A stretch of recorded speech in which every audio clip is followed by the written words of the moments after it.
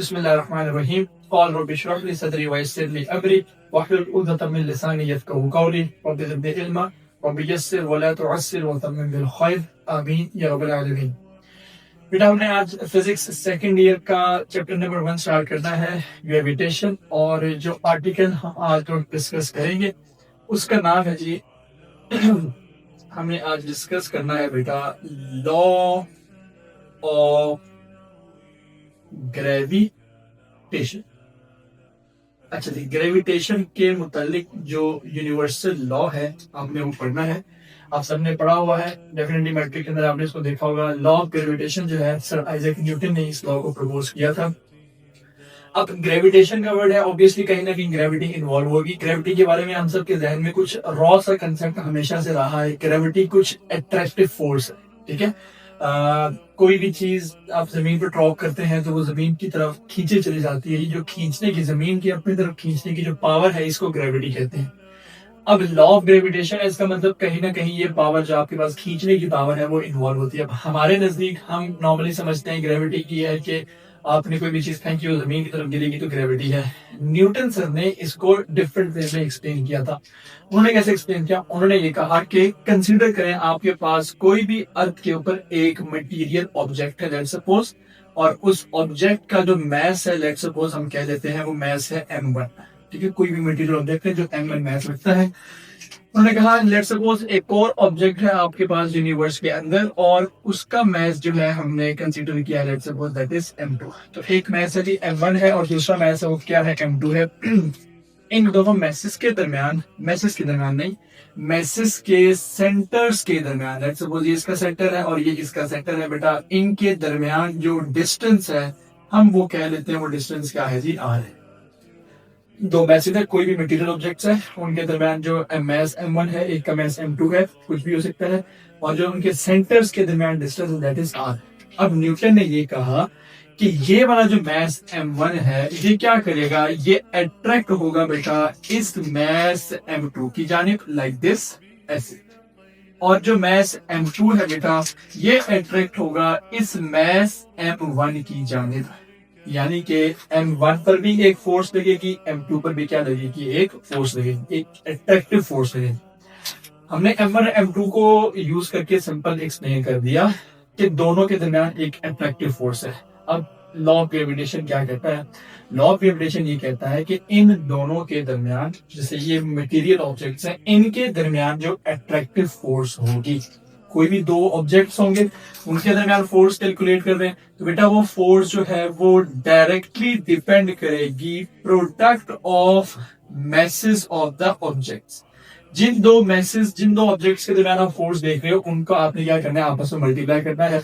और बेटा ये इनवर्सली रिलेट करेगी with the square of distance between the messes के दरमियान जो डिस्टेंस है आपने उसको इनवर्सली क्या करना है, स्क्वायर ले लेना है। यानी कि फोर्स जो है वो m1 m2 के डायरेक्टली प्रोपोर्शनल है, प्रोडक्ट ऑफ मैसेस, और रेडियस के साथ जो दोनों के दरमियान डिस्टेंस है उसके साथ क्या, ये इनवर्सली रिलेटेड है। तो ये हमारे पास इसकी मैथमेटिकल फॉर्म आ गई।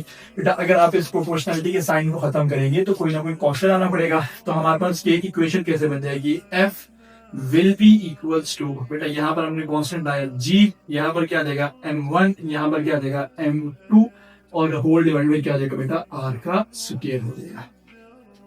ये जो इक्वेशन हमारे पास आई है बेटा ये उस फोर्स को एक्सप्लेन करेगी जो दो मटेरियल ऑब्जेक्ट्स के ऊपर लगेगी in this universe.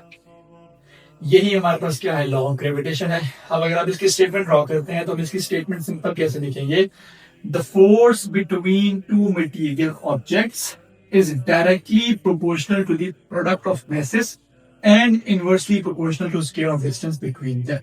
This is law of gravitation. अच्छा, ये यूनिवर्सल लॉ ऑफ ग्रेविटेशन है। यूनिवर्सल का मतलब ये है कि ये जो फोर्स है यूनिवर्स के अंदर हर उस ऑब्जेक्ट पर अप्लाई होगी जिसका कोई ना कोई मैस है। फॉर एग्जांपल ये एक मार्कर है, ये एक मार्कर है, ये एक दूसरे को भी अट्रैक्ट करते हैं विद दिस फोर्स। अब आपके जहन में शायद आ रहा हो, सर ये मार्कर तो यहाँ पर है, ये मार्कर तो यहाँ पर है, ये तो आपस में खींचे नहीं चले जा रहे, इसका मतलब क्या है, फोर्स एग्जिस्ट नहीं करती? फोर्स एग्जिस्ट करती है। मसला ये है कि इन दोनों के दरमियान फोर्स इतनी ज्यादा कम है कि वो एयर फ्रिक्शन की वजह से एक दूसरे के करीब आकर नहीं आ पा रहे, यानी ये फ्रिक्शनल फोर्स जो इनके दरमियान है, रेजिस्टिव फोर्स वो ज्यादा हो गई है और इनके दरमियान अट्रैक्टिव फोर्स की वैल्यू कम हो गई है। अब अट्रैक्टिव फोर्स की वैल्यू कम क्यों हुई है, इसका जवाब आपको मिलेगा इस जी के अंदर। बेटा यहाँ पर जो ये जी है, इस जी को कहा जाता है यूनिवर्सल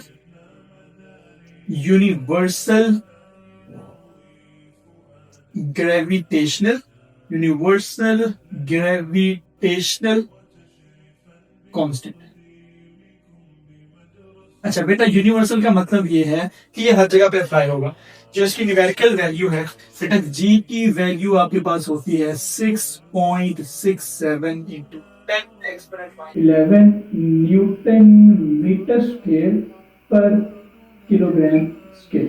अच्छा, एक तो ये कि हमने कहा कि जी की वैल्यू यूनिवर्सल है, इसका मतलब हम यहाँ पर ये पॉइंट लिख सकते हैं कि ये आपके पास जो फोर्स है इट इज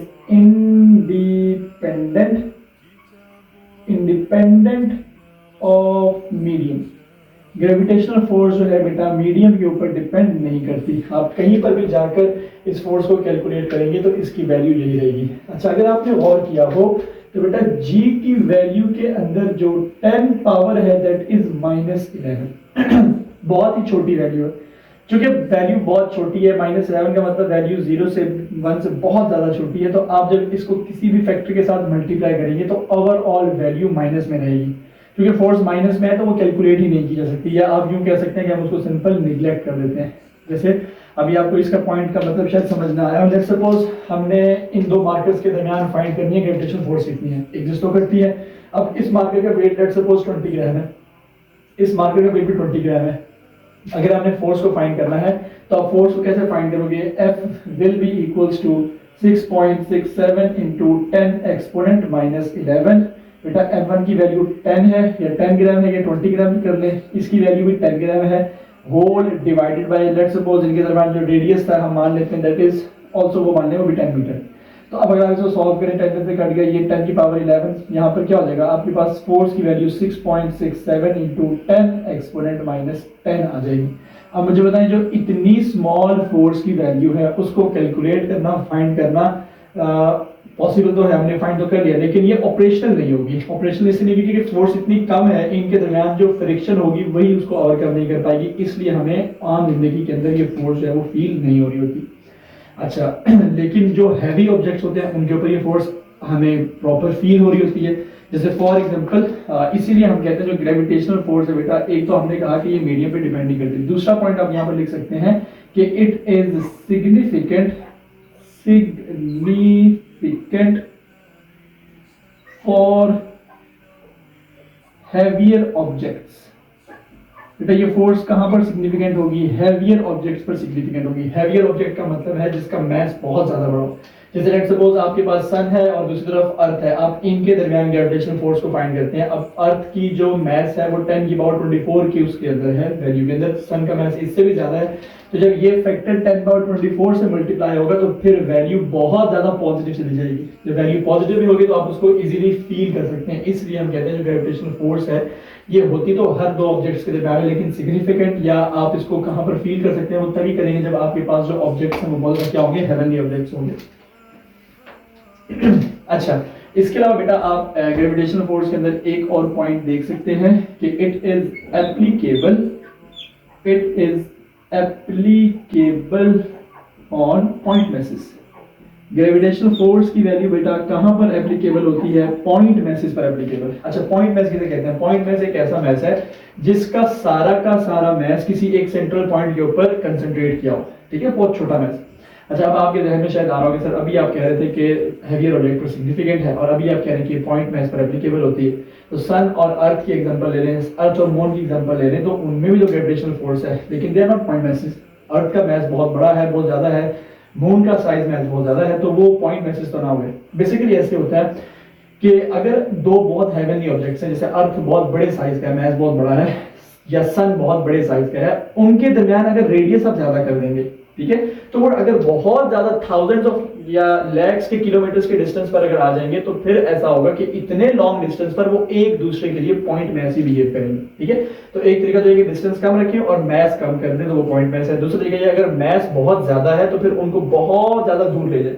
जब वो ज्यादा दूर चले जाएंगे डिस्टेंस के ऊपर तो फिर हम ये कहेंगे कि इतने लार्ज डिस्टेंसेस के ऊपर वो जो बड़े मैसेज है वो भी क्या बन जाते हैं बेटा, पॉइंट मैस की तरह बिहेव कर रहे होते हैं। तो ये एप्लीकेबल होता है पॉइंट मैस के ऊपर, आपने ये पॉइंट भी ध्यान में रखना है। अच्छा, हमने एग्जांपल की, लेट्स सपोज आपके पास ये एक मैस है बेटा, इसकी वैल्यू है m1, ये एक दूसरा मैस है, यहाँ पर इसकी वैल्यू है m2, ठीक है। इसके सेंटर के ऊपर, सेंट्रल पॉइंट पर एक फोर्स लेट्स सपोज लगेगी, हम कहते हैं इस डायरेक्शन में। अब इस मैस के ऊपर एक फोर्स लग रही है, लेट्स सपोज मैं कहता हूँ कि वो फोर्स क्या है, फोर्स F1 है। अब ये F1 फोर्स अप्लाई कौन कर रहा है, लगा कौन रहा है, M2 मैस, तो इसको कहेंगे F1, F force of 1 because of 2, तो ये आपके पास इस डायरेक्शन में आ जाएगी। सिमिलरली बेटा ये जो आपके पास M2 का मैस है, इसके इस डायरेक्शन में भी एक फोर्स लग रही होगी। लेट्स सपोज मैं कहता हूँ उस फोर्स को हम कह देते हैं F2 बिकॉज वो सेकंड मैस में लग रही है। F2 है और इस पर फोर्स लगा कौन रहा है, ऑब्वियसली मैस M लगा रहा है, तो F2 बिकॉज ऑफ 1 कह दें। ये आपके पास ये भी क्या है, एक वेक्टर क्वांटिटी है।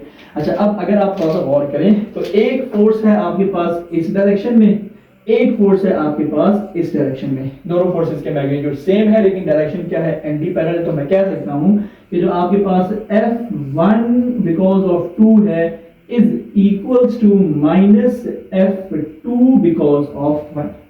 अब अगर आप गौर करें तो ये जो आपने लिखा है F12 equals to minus F21, ये कौन सा लॉ है बेटा, ये न्यूटन का थर्ड लॉ है। तो एक्शन और reaction are equal but opposite. तो आपसे पूछ सकता है न्यूटन लॉ, जो लॉ ऑफ ग्रेविटेशन है वो कौन से न्यूटन लॉ के साथ जो है वो रिलेट करता है। तो आपने याद रखना ये न्यूटन के थर्ड लॉ के साथ ये लॉ रिलेट करता है कि दोनों फोर्सेस जो लग रही हैं अगर मैसेस की वैल्यू सेम है तो दोनों फोर्सेस का मैग्नीट्यूड इक्वल होगा और उनकी डायरेक्शन आपस में क्या होगी, ऑपोजिट होगी। अच्छा, वन मोर पॉइंट बेटा, हमने ये चूंकि बार बार सेंटर से ड्रॉ कर रहे हैं तो आप इसमें एक पॉइंट और ये भी ऐड कर सकते हैं कि जो ग्रेविटेशनल फोर्स है वो फोर्स बेसिकली क्या है, it is a central force. Central force का मतलब ये है कि ये फोर्स हमेशा किसी भी ऑब्जेक्ट के सेंटर से लगती है, ठीक है। और सेंटर से क्यों लगती है इसका जवाब थोड़ी देर पहले लेक्चर के अंदर मैंने दिया आपको कि बेसिकली हम कंसीडर करते हैं कि ये मैसेज पॉइंट मैसेज है, पॉइंट मैस कोई ऐसा मैस है जिसका सारा का सारा मैस किसी एक सेंट्रल पॉइंट पर कंसंट्रेट हुआ हो, इसलिए हम कहते हैं जो ग्रेविटेशनल फोर्स है वो आपके पास क्या है बेटा, सेंट्रल फोर्स है। इसकी सारी की सारी वैल्यू जो है वो सेंटर ऑफ ऑब्जेक्ट के ऊपर अप्लाई होती है। तो ये है आपके पास बेटा यूनिवर्सल लॉ ऑफ ग्रेविटेशन। इसमें कुछ पॉइंट्स हमने देखे, एक तो स्टेटमेंट आ जाएगी कि द फोर्स ऑफ अट्रैक्शन। अच्छा, वन मोर इंपॉर्टेंट पॉइंट, ये आप याद रखिएगा बेटा जो यूनिवर्सल लॉ ऑफ ग्रेविटेशन है ये हमेशा कौन सी फोर्स है बेटा, it is always attractive force, ठीक है। अब यही इस तरह की एक और फोर्स इलेक्ट्रोस्टैटिक्स के अंदर भी पढ़ते हैं जो 2 पॉइंट चार्जेस के दरमियान होती है। वहां पर आपने कहा था द फोर्स ऑफ अट्रैक्शन और repulsion between the 2 point charges is directly proportional to product of magnitude. यहां पर आपने रिपल्जन का जिक्र नहीं किया, आपने कहा था force of attraction between 2 point masses is directly proportional to product of the masses and inversely proportional to radius, ठीक है। तो ये आपने याद रखना कि जो लॉ ऑफ ग्रेविटेशनल फोर्स है ये हमेशा क्या होती है, अट्रैक्टिव फोर्स होती है, ठीक है, ये रिपल्सिव फोर्स नहीं होती। तो ये आपने पॉइंट एक इसको भी ऐड कर देगा कि इसकी नेचर हमेशा क्या होगी, अट्रैक्टिव होगी, ठीक है, it is not repulsive force. अच्छा, इसके अलावा लॉ ऑफ ग्रेविटेशन के अंदर बेटा अगर आप एक और पॉइंट ऐड कर लें तो हम ये कहते हैं कि जो लॉ ऑफ ग्रेविटेशन है इट ओबेज या it follows inverse square law. अच्छा जी, इनवर्स स्क्वायर लॉ का मतलब क्या है बेटा, इसका मतलब अगर आप देखें तो फोर्स का रेडियस के स्क्वायर के साथ इनवर्स रिलेशनशिप है, ठीक है।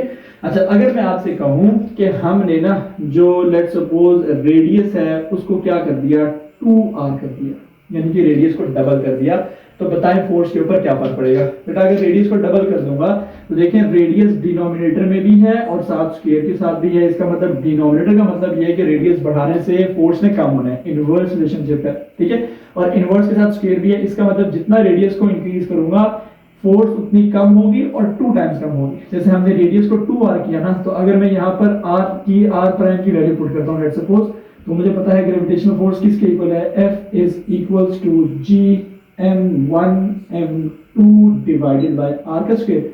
बेटा आर की वैल्यू क्या पुट किया आपने 2r, तो यहाँ पर क्या हो जाएगा 2r का स्क्वायर हो जाएगा। बेटा 2 का स्क्वायर क्या होता है 4, r का स्क्वायर तो 4 बाहर आ जाएगा। तो यहाँ पर हमारे पास क्या बनेगा gm1m2 डिवाइडेड बाय, बेटा ये r का स्क्वायर है और मल्टीप्लाई में क्या बचेगा 4।